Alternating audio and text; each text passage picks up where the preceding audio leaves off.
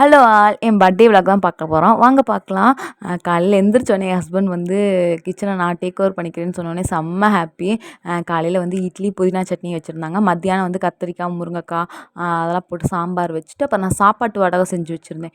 அது பொரிச்சிருந்தாங்க. சிம்பிளான லன்ச் தான், ஆனால் சூப்பராக சாப்பிட்டுட்டு ஈவினிங் மேலே கோயிலுக்கு போகலான்னு கிளம்பிட்டோம். என்னோடய பர்த்டே அவுட்ஃபிட் இது தான். எப்படி இருக்குன்னு கீழே கமெண்ட் பண்ணுங்கள். சரவணா ஸ்டோரில் போய் விட்ட உடனே பாப்பா செம்மையாக ஓட ஆரம்பிச்சிட்டாங்க. அவங்கள கண்ட்ரோலே பண்ண முடியல.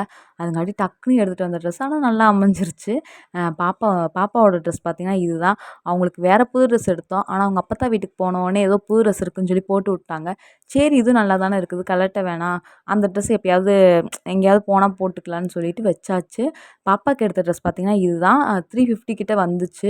எனக்கு ரொம்ப பிடிச்சி எடுத்திருந்தேன். நல்லா இருந்துச்சு. காட்டன் மேலே பனியன் கிளாத்து, கீழே காட்டனில் எடுத்தோம்.